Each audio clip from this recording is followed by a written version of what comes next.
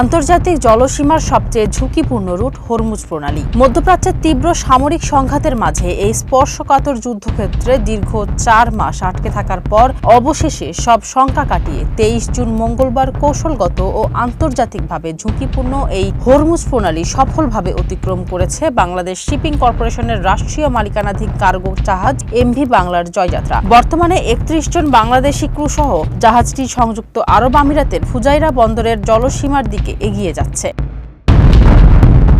গত 26 জানুয়ারি সিঙ্গাপুর ভিত্তিক একটি চার্টারের অধীনে মধ্যপ্রাচ্যের জলসীমায় প্রবেশ করে 38,894 WBT ধারণ ক্ষমতার এই ব্ল্যাক ক্যারিয়ার। তবে 28 ফেব্রুয়ারি ওই অঞ্চলে যুদ্ধ শুরু হলে চরম হুমকির মুখে পড়ে জাহাজটি। সেই তীব্র প্রতিকূলতার মাঝেই গত 11 মার্চ সংযুক্ত আরব আমিরাতের জেবেল আলী বন্দরে সফলভাবে স্টিল কয়েল খালাস করেন এই সাহসী ক্রুরা।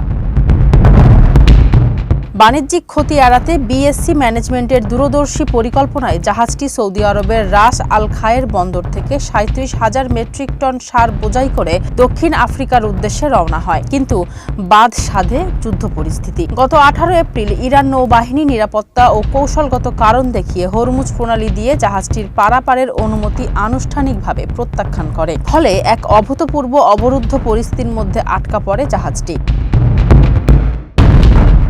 দীর্ঘ অচলাবস্থা ও কূটনৈতিক প্রক্রিয়া শেষে অবশেষে মঙ্গলবার হরমুজ প্রণালীর সেই বিপজ্জনক পথ পাড়ি দিতে সক্ষম হয় এমভি বাংলার জয়যাত্রা। জাহাজটিতে কর্মরত ক্রুরা সবাই বাংলাদেশি এবং তারা সম্পূর্ণ নিরাপদ আছেন। ফারজানা হাসিন, মানব।